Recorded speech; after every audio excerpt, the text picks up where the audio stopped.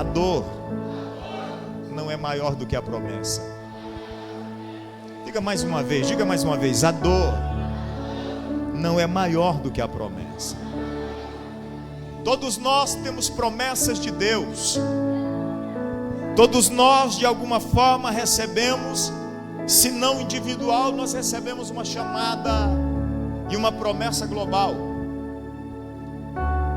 João, nas suas epístolas, ele diz: e esta é a promessa que ele nos fez, a vida eterna. Então olha para quem está do seu lado e diga: você tem promessa. Você pode até achar que não tem, mas você tem promessa. A promessa que ele nos fez foi a vida eterna. Então todos nós carregamos uma promessa. Alguns de nós recebemos algumas promessas individuais, particulares, pessoais. Mas muitas vezes essas promessas que recebemos da parte de Deus são travadas, são paradas, são paralisadas por causa de algumas dores que são geradas em nós. O fato é que todos nós já passamos por dores terríveis, dores tremendas, percas, e de alguma forma aquele sonho, aquele projeto, aquele desejo que Deus havia colocado no nosso coração de cumprir um propósito, uma missão estabelecida para ser cumprida, acabamos de alguma forma neutralizando, parando aquilo que Deus prometeu para as nossas vidas. Eu amo um texto e acho sensacional, porque muitas vezes nós achamos que Deus mandou Abraão sair da terra de Ur dos Caldeus. Deus mandou Abraão sair de Harã. Quem foi impulsionado a sair de Ur dos Caldeus foi seu pai Terá, pois a Bíblia diz que Terá havia perdido 2 filhos. Então ele sai da terra de Ur dos Caldeus em busca de uma novidade, em busca de viver algo diferente. A dor que ele estava sentindo por causa da perca de um dos seus filhos, chamado Harã. A Bíblia Sagrada diz que por causa dessa dor ele se locomove do lugar, ele é impulsionado a ir para outra terra. Mas a Bíblia diz que ele chega numa terra chamada Harã, e o nome do filho de Terá era Harã. E quando ele chega ali, a dor neutraliza, a dor paralisa todo o projeto que ele havia estabelecido para ser alcançado. Olhe para quem está perto de você e diga: a dor não pode paralisar o que Deus te prometeu. Nós aprendemos, quando nós fazemos formação em análise comportamental, que existem 2 tipos de mundo. Existe um mundo ideal, onde todos nós queremos viver, e existe um mundo real, pastor Marcelo. Esse é diferente daquele que nós queríamos estar.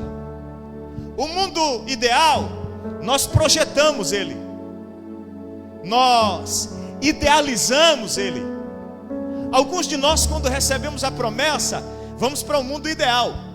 Vai ser assim, Deus vai fazer desse jeito, nesse tempo vai se cumprir e vai ser bênção, glória a Deus. Olha para quem está do seu lado e diga assim: mas você vive no mundo real. E no mundo real, algumas dores irão tentar nos neutralizar. Algumas dores irão tentar parar aquilo que Deus tem estabelecido para nós. No mundo real, diferente do mundo ideal, o tempo estabelecido não é o mesmo nosso. Por isso que Isaías, no capítulo 55, falando a respeito de Deus, diz: os meus caminhos são diferentes dos seus, os meus pensamentos são mais altos do que os seus pensamentos. Então olha para quem está do seu lado e diga: no mundo real, até o tempo é diferente do nosso. Se nós não entendermos isso, e eu tive o privilégio de mentorear a abertura de alguns ministérios, Santa Helena, Ipiranga do Norte, e assim por diante, Alta Floresta. Tive a oportunidade de mentorear alguns pastores, pastor Marcelo, desde a abertura, criação do estatuto, registro, posse de diretoria. Hoje, graças a Deus, são ministérios que estão fluindo, e acompanhamos desde o início. Mas eu me lembro de um pastor que veio de um ministério, cresceu naquele ministério. Um dia nós acabamos vendendo uma bateria que nós tínhamos para ele, e eu fui entregar essa bateria, e eu percebi que ele estava com o coração muito angustiado, muito triste, e ele ficou segurando nós ali, mas não tinha coragem de falar nada, e eu precisava voltar para estar em Sinop ao meio-dia, e quando deu umas 11 horas, eu falei, eu preciso ir. A esposa dele começou a chorar no banco, ele começou a chorar e disse, eu preciso desabafar, pastor. E eles começaram a contar o problema e a situação que eles estavam passando. Eu chamei aquele pastor e disse, você sabe qual que é o grande equívoco do ministério pastoral? O grande equívoco do ministério pastoral é que nos prepararam muito bem para ser espirituais. Nós fomos ensinados a orar, nós somos ensinados a jejuar, nós somos ensinados a ler a palavra, mas olha para quem está do seu lado e diga assim, não fomos preparados para ser seres emocionais. Diga, nós não fomos preparados para sermos seres emocionais. Espiritualizamos tudo aquilo que nós vemos. Eu me lembro muito bem de um casal que eu recebi na igreja certa feita, e um dia aquele casal resolveu se abrir, e nós atendendo aquele casal no gabinete, eu e minha esposa, a irmã olhou para mim e disse, pastor, preciso confessar, já tem 6 anos que nós só moramos juntos e não somos mais casados. Eu disse, mas como, irmã? Ela disse, porque o pastor da igreja que nós congregávamos, toda vez que eu ia lá para conversar com ele, ele diz, vamos orar, Deus vai mudar a história. Olha para quem está perto de você, olha para ele ou para ela e diga assim, tem coisas que Deus não pode fazer, é responsabilidade sua. Não é porque ele não tem poder de fazer. Cuidado com os internautas de plantão aí que estão doidos para pregar uma falha. Não estou dizendo que Deus não pode, eu estou dizendo que Deus não vai fazer, porque é responsabilidade minha e sua. A palavra que Jesus deixou para os seus discípulos no momento em que ele vai partir, se você ler o capítulo 14 até o capítulo 17 de João, Evangelho de João, ali é o sermão pastoral. Jesus olha para os discípulos e diz assim, no mundo vocês terão aflições, 16:33, mas tende bom ânimo. Olha para quem está do seu lado e diga assim, bom ânimo. Bom ânimo.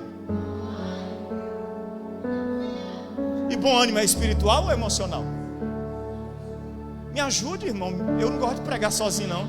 Pensa num cabra ruim de pregar sozinho. Vou perguntar de novo, bom ânimo é espiritual ou é emocional?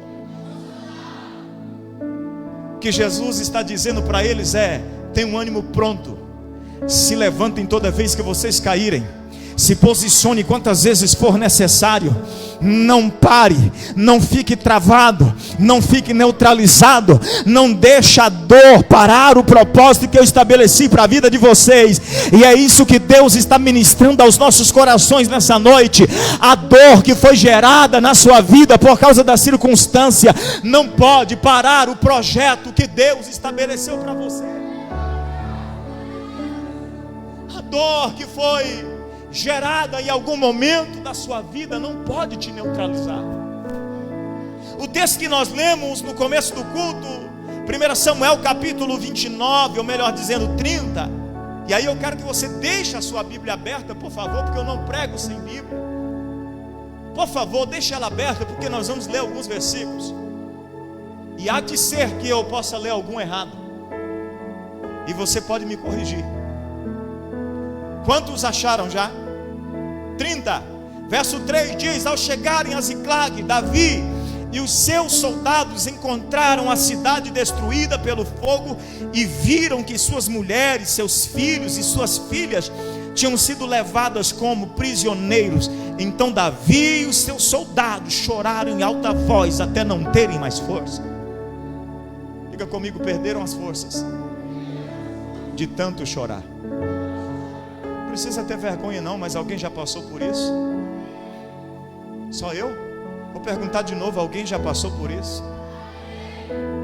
Você ter que chorar até não ter mais força para chorar, até você não ter mais lágrimas para cair no chão. Olhe para quem está do seu lado e diga assim, Deus está dizendo para você nesta noite, Ele viu todas as lágrimas.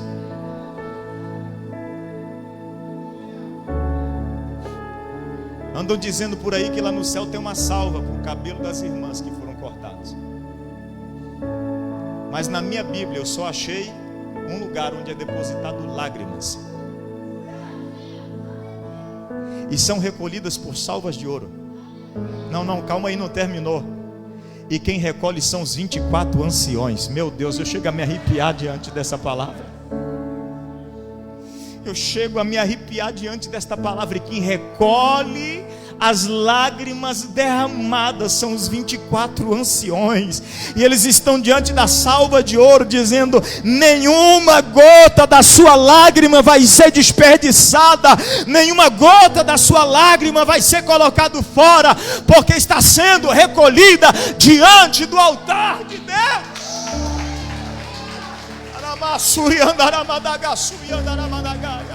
A primeira lição que eu aprendo com Davi, quando a dor vem, olhe para quem está do seu lado, porque eu vou quebrar protocolo nesta noite. Diz para quem está perto de você, diga: pode chorar. Alguém disse para nós que nós não podíamos chorar. Olhe de novo e diga: pode chorar. Quer vencer a sua dor? Não espiritualize mais a sua dor, em nome de Jesus, chore. A Bíblia diz que Davi e os seus homens choraram até não ter mais forças.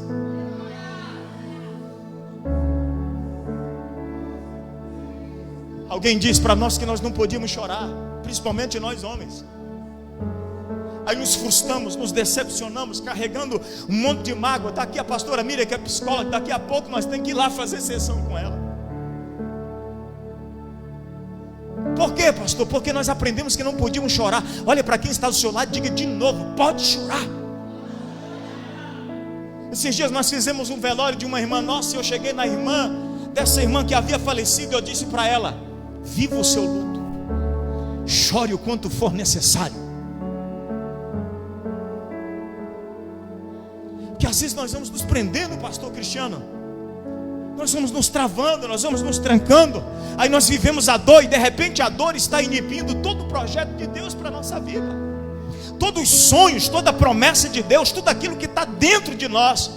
Porque esses dias eu estava ensinando para a nossa liderança de grupos de conexão, que tudo aquilo que Deus vai fazer já está em nós.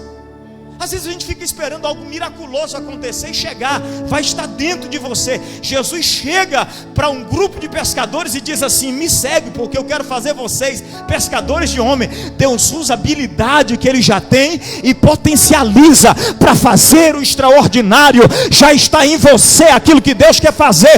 Tome posse em nome de Jesus. Não deixe a dor inibir o que Deus tem para a sua vida. A Bíblia Sagrada diz, olhe bem, verso de número 7 do capítulo 30. Eu vou ler alguns versículos aqui meio esporádico. O horário está indo embora. Verso de número 7 diz: então Davi disse ao sacerdote Abiatar, filho de Aimeleque: traga-me o colete sacerdotal. Meu Deus. Abiatar o trouxe a Davi. E ele perguntou ao Senhor, verso 8: devo perseguir esse bando de invasores? Irei alcançá-los? E o Senhor respondeu: persiga-os, é certo que você os alcançará e conseguirá libertar os prisioneiros. Se você tivesse entendido como eu entendi, você estava falando em línguas estranhas. Sempre que a dor bater na sua porta para tentar parar o propósito de Deus, aprenda uma coisa: não tome nenhuma decisão sem buscar a direção do Eterno. Você sabe de quem que eu estou falando, irmão? Davi. O cara era o Bruce Lee do século 21. Se fosse no nosso tempo, o homem era sanguinário. Ele ia para cima mesmo. Um dia Saul resolveu testar Davi e disse assim: quer casar com a minha filha? Quero. Traga-me 100 prepúcio. Não vou nem explicar isso aqui, que tem criança demais aqui, irmão. A Bíblia diz que Davi vai e volta com 200.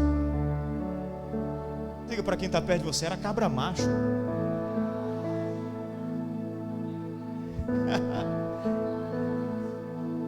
Davi tinha toda a condição, pastor Marcelo, de se levantar e dizer: não aceito isso.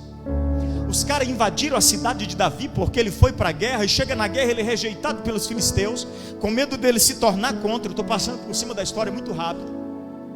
Mas quando ele chega em Ziclag, os amalequitas haviam invadido, pegado as mulheres, os filhos, haviam levado escravos e havia queimado a cidade inteira. Davi está voltando com seus 600 homens, de longe o que ele enxerga é só fumaça.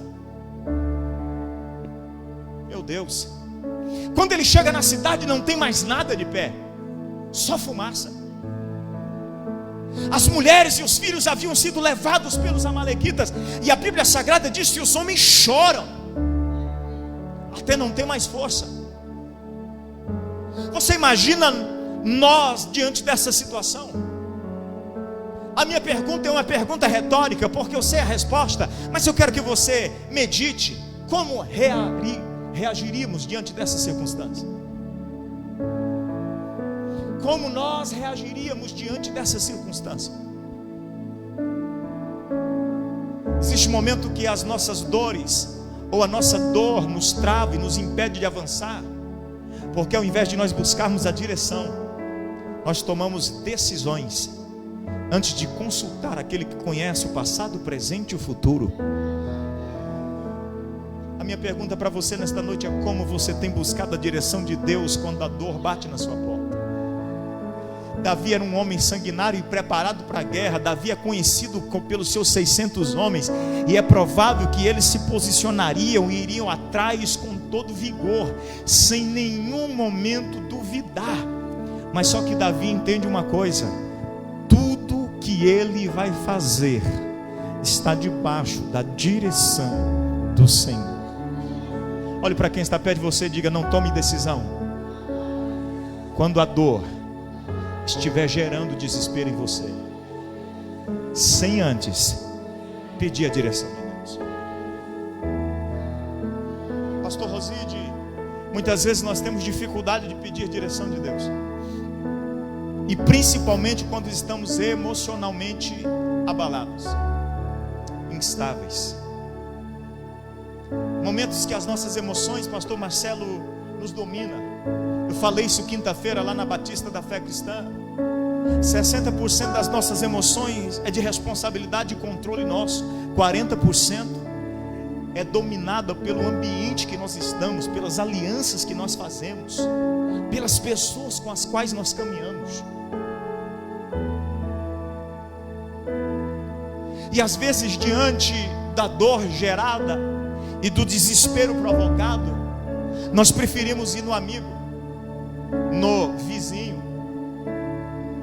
ou no Facebook. Eu sempre brinco com isso. É muito sugestivo o Facebook.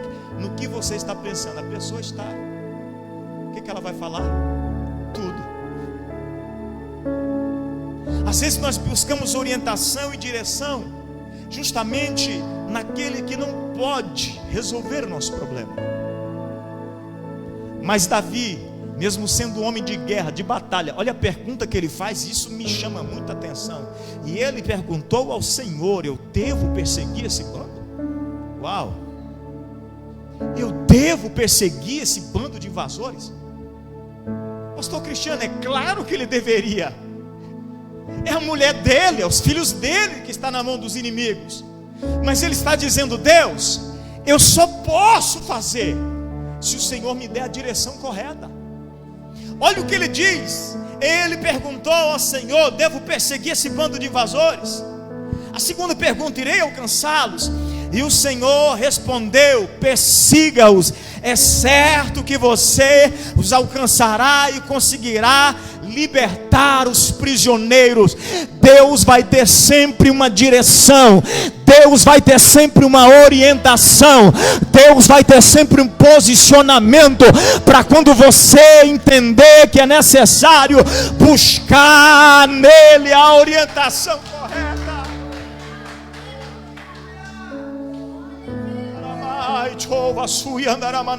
Não deixe a dor interromper a promessa e o propósito de Deus na sua vida.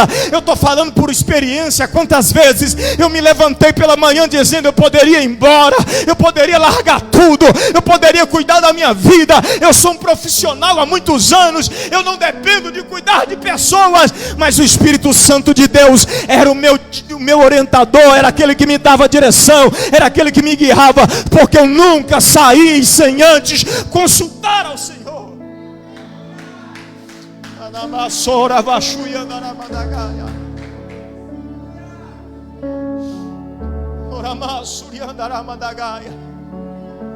E às vezes eu acabo até retardando algumas decisões, porque eu sou muito de ficar consultando o Senhor, consultando o Senhor. E tem hora que Deus pega a birra de mim e despeja um monte de profeta na minha vida, irmão, que eu tenho medo até de andar na rua, pastor Marcelo. Tem hora que eu acho que eu importuno tanto Deus, que aí de repente Deus fala: ah é? Quer resposta? Eu tenho medo de descer do carro no meio da avenida. Mas nunca podemos tomar uma decisão, nunca podemos fazer uma escolha quando as dores que estão sendo geradas em nós e provocando um monte de distúrbios, um monte de inconstância emocional. Nós não podemos tomar nenhuma decisão enquanto o Espírito Santo não disser: vai. Tem um texto que eu sou apaixonado, é outro texto em que Davi está no campo de batalha, vence a guerra e volta para casa. Os inimigos voltam para trás, se reorganizam e vêm. Na primeira vez que ele desce para pedir orientação de Deus, Deus diz para ele: vai, a guerra é sua. Na segunda vez que os inimigos estão vindo, Davi desce de novo lá embaixo. Ele tinha um lugar secreto de oração. Só você lê Crônicas. A resposta de Deus é: não vai. Vocês vão ficar escondidos de trás dos carvalhais. Ah não, isso aqui para Davi é um insulto. O cara que já gosta de sair já gosta de sair de espada. Isso aqui é um desafio, pastor Cristiano, para Davi. Mas a Bíblia diz que Deus falou com Davi. Davi ouviu a sua voz e Davi fica escondido de trás dos carvalhais. Para um homem da índole de Davi, para um homem com o caráter de Davi, ficar escondido enquanto os inimigos estão vindo é a pior decisão. Mas de repente Deus usa de novo o profeta e diz assim: agora se posicione, porque você vai ouvir por cima das árvores um som como de um grande exército. Então você vai. Sabe o que eu quero dizer para você nesta noite? Tem momentos que Deus vai dizer: vai para cima. E tem momentos que Deus vai dizer: recua. Não é agora ainda. Tem momentos que Deus vai dizer para você: avance e guerreia. Mas tem momentos que Deus vai dizer para você: recolha. E nós precisamos aprender a obedecer a voz de Deus toda vez que a dor é gerada sobre as nossas vidas. Senhor, prometo para vocês que nós não passa das 11.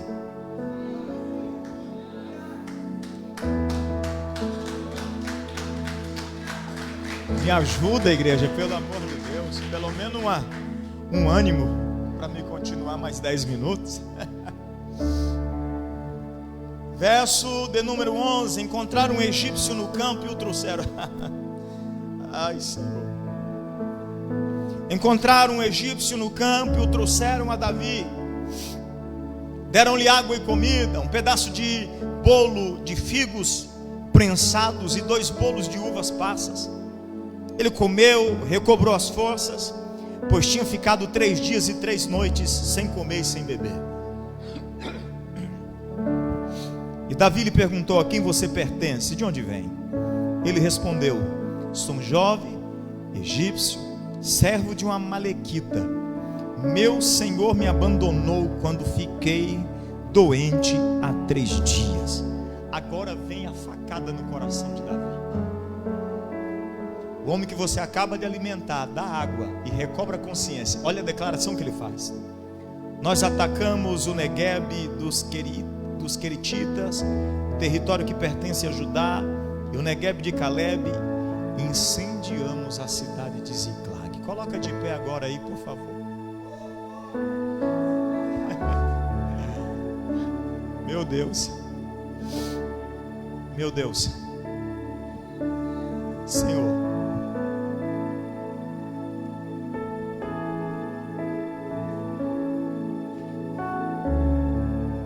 quantos de nós já não levamos uma pancada tão forte como esta?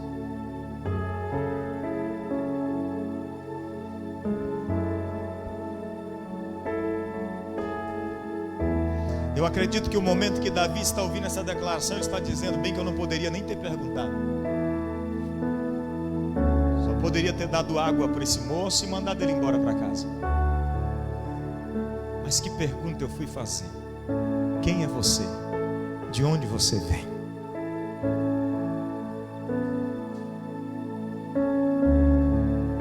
Uma palavra bem simples que esse homem está dizendo para Davi é: fomos nós que destruímos com a sua casa. Faço parte do exército que raptou e roubou suas famílias.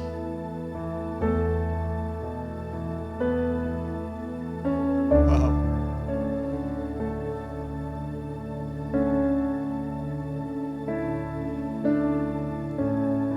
Deus está me dizendo aqui nesta noite que sonhos e projetos, promessas e propósitos foram frustrados por causa da dor. Poderia vir aqui te emocionar e fazer você gritar, e sei fazer isso, mas eu não vim por esse motivo aqui. Eu vim aqui para ser profeta de Deus sobre a sua vida. As dores que já foram geradas e paradas, propósitos que já foram travados, promessas que foram bloqueadas por causa da dor que foi gerada, por causa da dor consciente ou inconsciente que te fez parar no meio do caminho. Deus está dizendo nesta noite: essa dor não pode parar o propósito. Não pode. Essa dor não pode parar a promessa de Deus.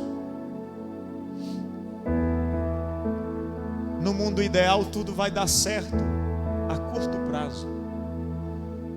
No mundo real tudo vai dar certo, mas no tempo certo. No mundo ideal ninguém vai nos ferir,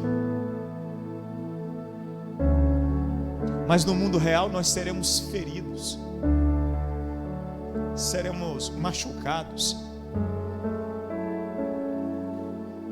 carregaremos marcas que são passíveis de nos fazer ter uma recaída muito facilmente.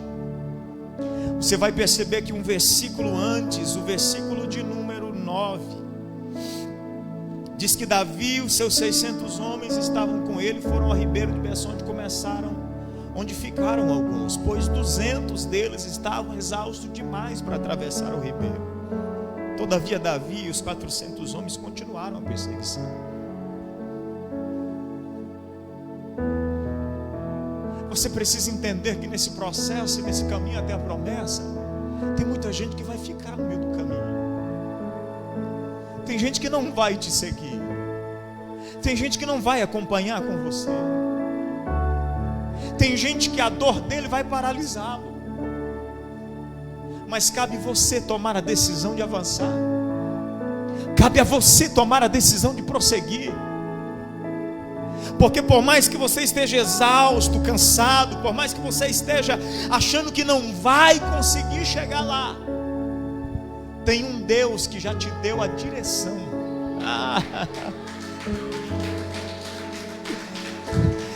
Tem um Deus que já te deu uma palavra. Você não precisa mais do que isso para continuar. A Bíblia diz que quando Davi ouve essa informação desse inimigo, Davi poderia ter ficado furioso, estrangulá-lo, poderia ter decapitado a sua cabeça. Mas o verso de número 15 diz assim: Davi lhe perguntou: você pode me levar até esse bando de invasores? E ele respondeu: jura diante de Deus que não me matarás, nem me entregarás nas mãos de meu senhor, e te levarei até eles. Olha para quem está perto de você e diga assim: aqueles que te feriram, aqueles que geraram dor em você, serão aqueles que vai te fazer chegar ao propósito. Não, com mais convicção, serão aqueles que irão te levar até a promessa. Se empodere disso nesta noite, em nome de Jesus, porque foi aonde a ferida foi causada, é que você viverá os maiores milagres de Deus na sua vida.